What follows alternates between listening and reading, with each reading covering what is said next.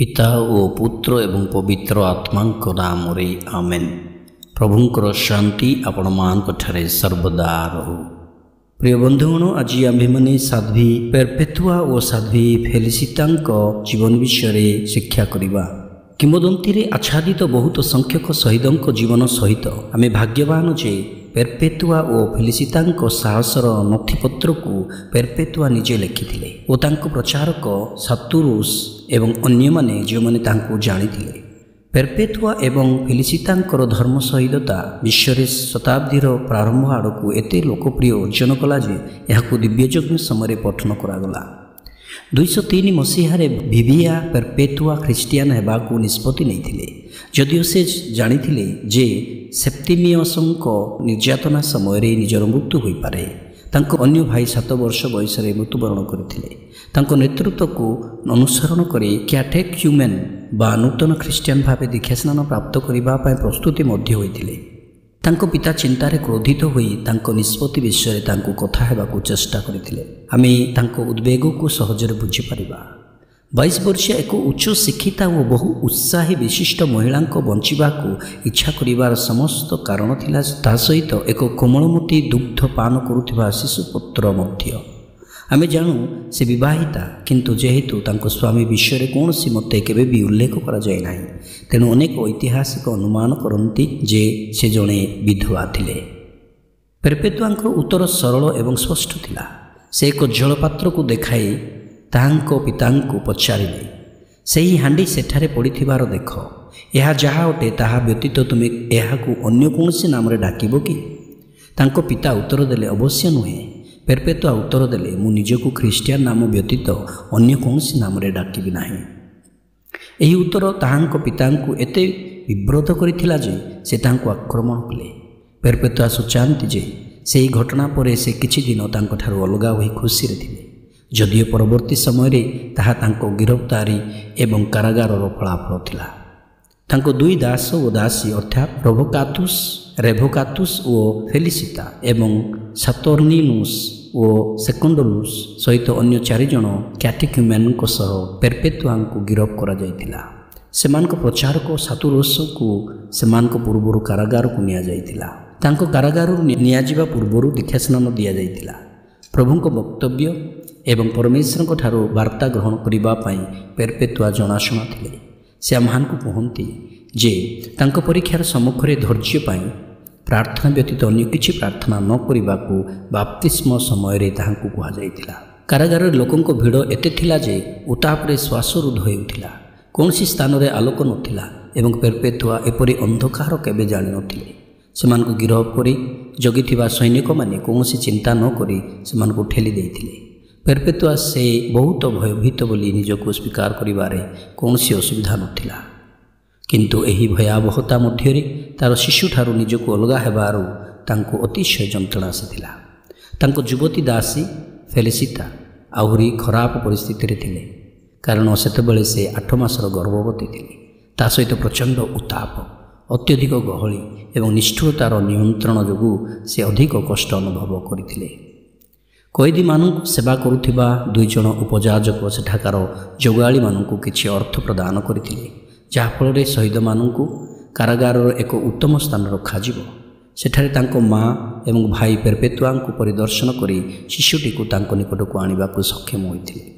जेतेबेले से तांको शिशु को तांको सहित रहिबाकू अनुमति पाइले, मोर कारागार हठात मो पाई एक प्रसाद होइगला बोली से मने कले। पुणी थरे तांको बापा पेरपेतुआ निकट को आसी तांको धर्म को अस्वीकार करने अनुरोध कले। तांको हाथ को चुम्बन कले एवं तांको पादरे निजको फिंगी देले, किंतु से तांको कहिले, आमे निज शक्ति रे नुहे बरं परमेश्वर शक्ति रे मिछ कहूछु। जेतेबेले तांको एवं अन्य मानकू जांच करा जाय दंडित करबा पाई नियागले, सेतेबेले पिता सेमानको अनुसरण करि गले एवं पेरपेतुआ एवं विचारपति निकट निवेदन करथिले। विचारपति मध्य दयाल हुई पेरपेतुआ को निजर मत बदलाइबा चेष्टा कले, किंतु जेतेबेले से दृढ़ भाव में रहिले सेतेबेले तांको सहित अन्य मानक मध्य बणुआ हिंस्र जंतु मानक निकट में फिंगी दिया जाइथिले। तांको पिता एते रागी जाइथिले जे से निज शिशु को पेरपेतुआ पाखक पठाइबा मना कर देइथिले। पेरपेतुआ एहांकु एक चमत्कार बोली विवेचना कले जे स्तनीय पान अभावरू तांको स्तन व्यथा होई नथिला। କାରାଗାର ମଧ୍ୟରେ ପ୍ରାର୍ଥନା କରିବା ସମୟରେ ସେ ହଠାତ୍ ପ୍ରଭୁଙ୍କ ବକ୍ତବ୍ୟରେ ଉପହାର ଲାଭ କରିବା ଅନୁଭବ କଲେ ଏବଂ ତାଙ୍କ ଭାଇ ଦିନକ୍ରାତୋସଙ୍କ ନାମ ଡାକିଲେ, ଯିଏକି ମାଂସ ବିଗଳନ ବା ପଚାଘା ରୋଗରେ ମୃତ୍ୟୁବରଣ କରିଥିଲେ। ଏପରି ଏକ ରୋଗ ଯାହା ଏତେ ବିକୃତ ଯେ ଯେଉଁମାନେ ତାଙ୍କୁ ସାନ୍ତ୍ୱନା ଦେବା ଉଚିତ ମନେ କରୁଥିଲେ ସେମାନେ ତାଙ୍କୁ ଏକାକୀ ଛାଡ଼ିଦେଲେ। ବର୍ତ୍ତମାନ ସେ ଏକ ଦର୍ଶନ ଦେଖିଲେ ଯେ ତାଙ୍କ ଭ୍ରାତା ଆହୁରି ଏକୁଟିଆ ହୋଇ ଅନ୍ଧକାର ସ୍ଥାନରେ ଅଛନ୍ତି, ଗରମ ଏବଂ ଶୋଷିଲା ଅନୁଭବ କରୁଛନ୍ତି।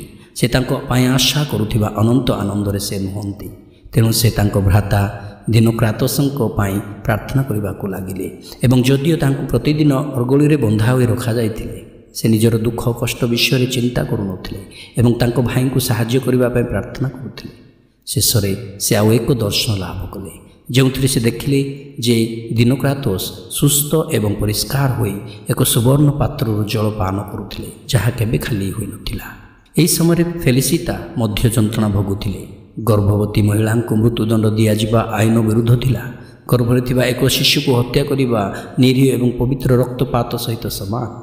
ଫେଲିସିତା ଭୟ କରିଥିଲେ ଯେ ସେ ସେମାନଙ୍କର ଶହୀଦ ହେବାର ଦିନ ପୂର୍ବରୁ ଜନ୍ମ ଦେଇପାରନ୍ତି, କାରଣ ତାଙ୍କ ବିନା ତାଙ୍କ ସାଥୀମାନେ ଧର୍ମ ସହିତ ଯାତ୍ରା କରିବେ। ତାଙ୍କ ସାଙ୍ଗମାନେ ମଧ୍ୟ ଏତେ ଭଲ ସାଥୀଙ୍କୁ ପଛରେ ଏକଲା ଛାଡ଼ିବାକୁ ଚାହୁଁନଥିଲେ।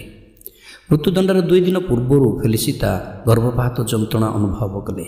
ସୁରକ୍ଷା କର୍ମୀମାନେ ତାଙ୍କୁ ପରିହାସ କରି ତାଙ୍କୁ ଅପମାନିତ କରି କହିଥିଲେ, ଯଦି ତୁମେ ଭାବୁଛ ଯେ ତୁମେ ବର୍ତ୍ତମାନ ଯନ୍ତ୍ରଣା ଭୋଗୁଛ ତେବେ କିପରି ବଣୁଆ ଜନ୍ତୁର ସାମ୍ନା କରିପାରିବ? ଫେଲିସିତା ସେମାନଙ୍କୁ ଶାନ୍ତ ଭାବରେ ଉତ୍ତର ଦେଲେ, ମୁଁ ବର୍ତ୍ତମାନ ଯନ୍ତ୍ରଣା ଭୋଗୁଛି, କିନ୍ତୁ ସେଠାରେ ଆଉ ଜଣେ ମୋ ଅନ୍ତରରେ ଯନ୍ତ୍ରଣା ଭୋଗିବେ, କାରଣ ମୁଁ ତାଙ୍କ ପାଇଁ ଯନ୍ତ୍ରଣା ଭୋଗିବି। ସେ ଏକ ସୁସ୍ଥ କନ୍ୟା ଶିଶୁଙ୍କୁ ଜନ୍ମ ଦେଲେ, ଯିଏ କାର୍ଥେଜର ଜଣେ ଖ୍ରୀଷ୍ଟିଆନ ମହିଳାଙ୍କ ଦ୍ୱାରା ପୋଷ୍ୟ ସନ୍ତାନ ହୋଇ ବଢ଼ିଥିଲେ। କାରାଗାରର ଅଧିକାରୀମାନେ ଖ୍ରୀଷ୍ଟିଆନଙ୍କ ଅଲୌକିକ ଶକ୍ତି ଏବଂ ପେରପେତୁଆଙ୍କର ସାମର୍ଥ୍ୟ ଏବଂ ନେତୃତ୍ୱକୁ ଚିହ୍ନିବା ଆରମ୍ଭ କଲେ। କେତେକ କ୍ଷେତ୍ରରେ ଏହା ଖ୍ରୀଷ୍ଟିଆନମାନଙ୍କୁ ସାହାଯ୍ୟ କଲା। ସେମାନଙ୍କୁ ପରିଦର୍ଶନ କରିବାରେ ତତ୍ତ୍ୱାଧାରକ ଅନୁମତି ଦେଲେ ଏବଂ ପରେ ଜଣେ ବିଶ୍ୱାସୀ ହେଲେ। କିନ୍ତୁ ଅନ୍ୟ କ୍ଷେତ୍ରରେ ଏହା ଅନ୍ଧବିଶ୍ୱାସର ଆତଙ୍କ ସୃଷ୍ଟି କରିଥିଲା, ଯେହେତୁ ଯେତେବେଳେ ଜଣେ ଅଧିକାରୀ ସେମାନଙ୍କୁ ସଫା କରିବାକୁ ଦେବାକୁ ମନା କରିଦେଲେ, ଯେଉଁଦିନ ସେମାନେ ମରିବାକୁ ଯାଉଥିଲେ ସେମାନେ ଭୟଭୀତ ହୋଇ ଏକ ପ୍ରକାର ମନ୍ତ୍ର ଚେଷ୍ଟା କରିବେ। ପେରପେତୁଆ ସଙ୍ଗେ ସଙ୍ଗେ କହିଲା, କୈସରଙ୍କ ଜନ୍ମଦିନର ସମନାର୍ଥେ ଆମେ ମରିବା ଉଚିତ। ଯଦି ଆମେ ଭଲ ଦେଖାଉଥାଉ ତେବେ ଏହା ଆପଣଙ୍କ ପାଇଁ ଭଲ ଦେଖାଯିବ ନାହିଁ କାହିଁକି? ଖେଳର ଗୋଟିଏ ଦିନ ପୂର୍ବରୁ ଏକ ଭୋଜି ହୋଇଥିଲା, ଯାହାଦ୍ୱାରା ଜନତା ଶହୀଦମାନଙ୍କୁ ଦେଖି ସେମାନଙ୍କୁ ପରିହାସ କରିପାରନ୍ତି।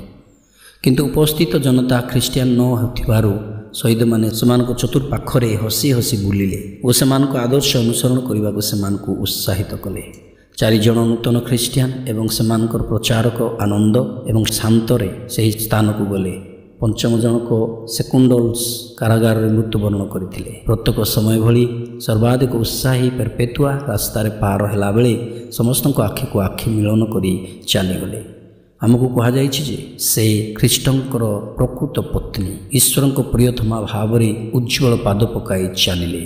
ଯେତେବେଳେ ମଞ୍ଚରେ ଥିବା ଲୋକମାନେ ପେରପେତୁଆକୁ ଅନ୍ୟମାନଙ୍କୁ ସେମାନଙ୍କ ଦେବତାଙ୍କୁ ଉତ୍ସର୍ଗୀକୃତ ପୋଷାକ ପିନ୍ଧିବାକୁ ବାଧ୍ୟ କରିବାକୁ ଚେଷ୍ଟା କରିଥିଲେ, କିନ୍ତୁ ପେରପେତୁଆ ତାଙ୍କ ନିର୍ଯାତକମାନଙ୍କୁ ଚ୍ୟାଲେଞ୍ଜ କରିଥିଲେ, ଆମେ ନିଜ ଇଚ୍ଛାରେ ମରିବାକୁ ଆସିଛୁ, ତେଣୁ ଆମେ ଆମର ଈଶ୍ୱର ଉପାସନା କରିବାର ସ୍ୱାଧୀନତା ହରାଇବୁ ନାହିଁ।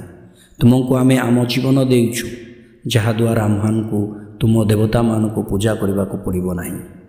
ପେରପେତୁଆଙ୍କୁ ଏବଂ ଅନ୍ୟମାନଙ୍କୁ ମଧ୍ୟ ସେମାନଙ୍କର ପୋଷାକ ରଖିବାକୁ ଅନୁମତି ଦିଆଯାଇଥିଲା। ଏହି ପୁରୁଷମାନଙ୍କୁ ଭାଲୁ, ଚିତାବାଘ ଏବଂ ବଣୁଆ ବାରହା ଦ୍ୱାରା ଆକ୍ରମଣ କରାଇଥିଲେ ଏବଂ ମହିଳାମାନଙ୍କୁ ବସ୍ତ୍ର କରାଇ ଏକ ଦ୍ରୁତ ଛଡ଼ା ଗାଈର ସମ୍ମୁଖୀନ ହେବାକୁ ମଧ୍ୟ କରାଇଥିଲେ।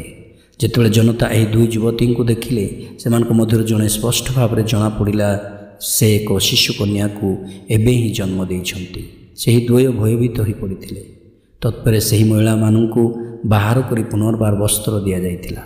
ପେରପେତୁଆ ଏବଂ ଫେଲିସିତାଙ୍କୁ ପୁନର୍ବାର ସେହି ପଶୁଙ୍କ ସମ୍ମୁଖକୁ ଫିଙ୍ଗି ଦିଆଗଲା ଯେ ସେମାନେ ଆଘାତପ୍ରାପ୍ତ ହେଲେ।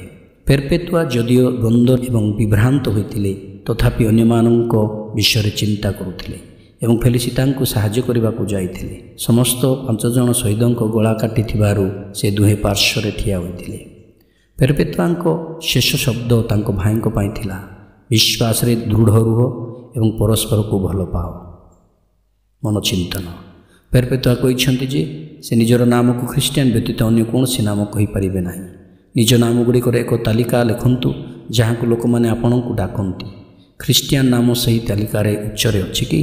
ଖ୍ରୀଷ୍ଟିଆନ ଭାବରେ ତୁମର ନାମକୁ ଅଧିକ ଗୁରୁତ୍ୱପୂର୍ଣ୍ଣ କରିବାରେ ତୁମେ କିପରି ସାହାଯ୍ୟ କରିପାରିବ? ଆଜି ବଞ୍ଚନ୍ତୁ ସତେ ଯେପରି ସେହି ଏକମାତ୍ର ନାମ ଦ୍ୱାରା ଆପଣଙ୍କୁ ଡକାଯାଇପାରିବ।